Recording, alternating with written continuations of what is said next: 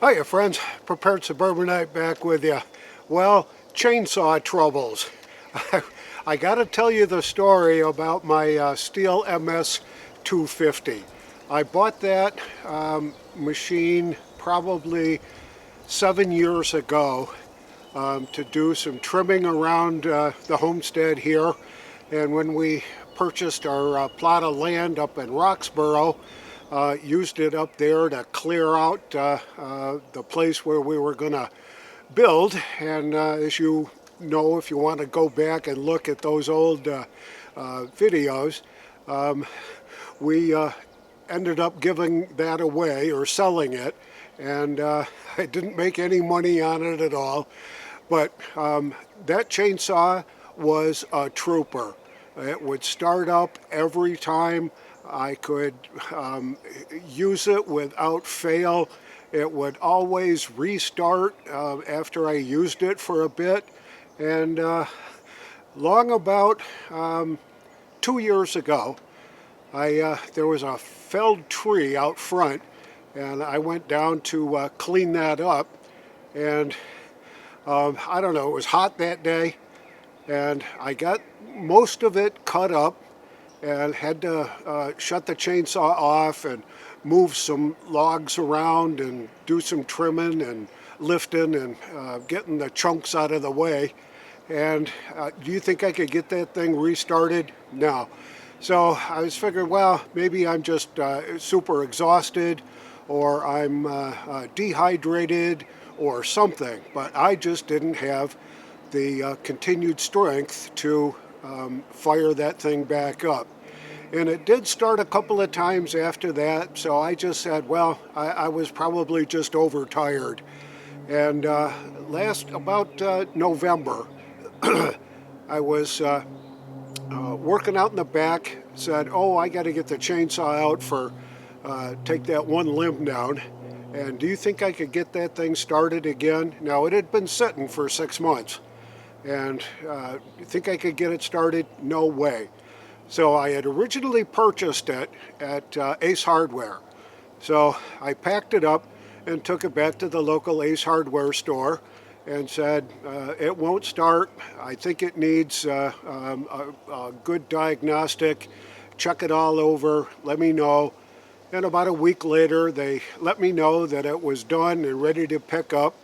And they just handed it to me and said, here you go, and gave me a receipt, saying they replaced the spark plug, sharpened the chain, put in a new air filter, put in a new fuel filter, and everything was fine. They started it up, said it was no problem. So I brought it back from that and fired it up one time, and it worked just fine. And here I am now 6 months after that, trying to figure out what's going on. So let me continue the story right after this.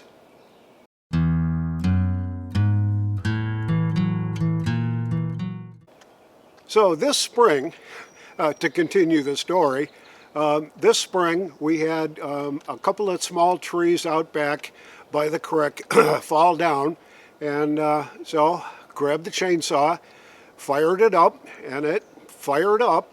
And I worked on those trees for maybe an hour or hour and a half or so. Shut it off, started it back up. Everything was fine.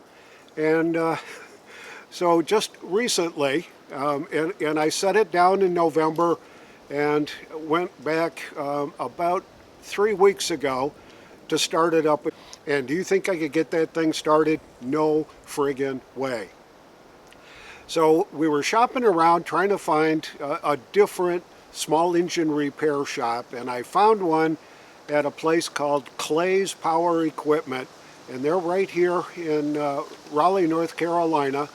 Great bunch of guys, really knowledgeable about pretty much everything that they sell, and they have got everything that you could possibly want. If you're into small engines, lawn mowers, you name it, they've got it.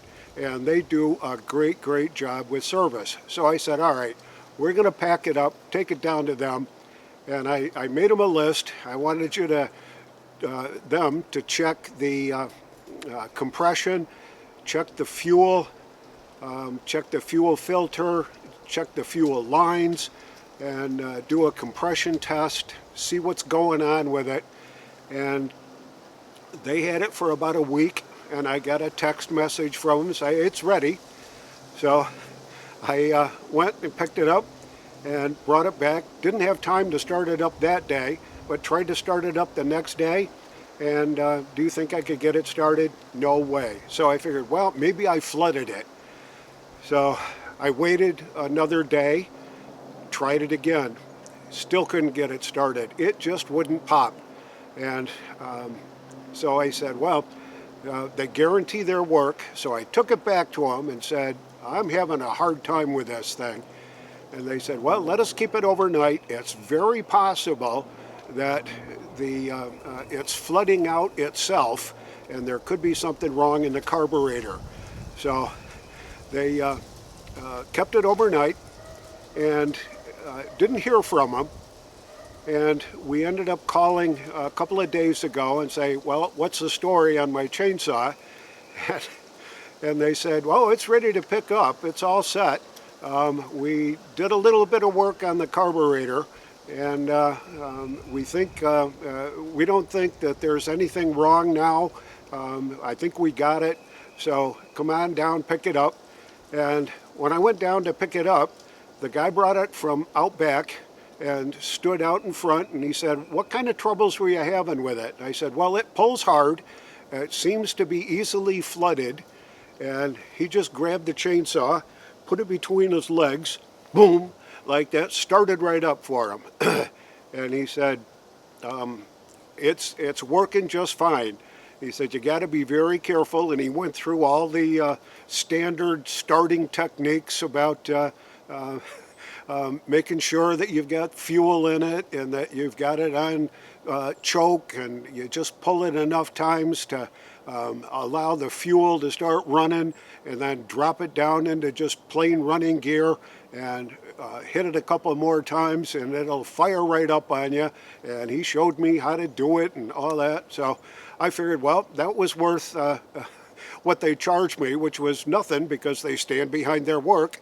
And I had paid them, I think it was $84 for the diagnostic and the parts that they used the first time around, and there was no charge for the second time returned. So I just got the thing out this morning and said, well, I'm going to see if I can get the darn thing started up, and popped right over. So must have been that I was doing something wrong early on or something, but it's running just fine right now, and I am very pleased to have my chainsaw back to help continue the work around the homestead here. There's a number of scrubby trees that have popped up over the years, and I got to get those down, and we'll just keep my fingers crossed that everything will still work just fine. Just a side note on that, when I tried to start it up a couple of weeks ago and I just couldn't get it started, I think I threw my back out. I felt something go crack and pop and all that, and geez, my pain going down the backside of my legs and all that, and I figured, well, maybe I'm getting too old for this. I'm 72 now, and we'll be 73 very shortly. And I've watched a number of YouTube videos about the MS-250, and it's notorious for being kind of a hard starter.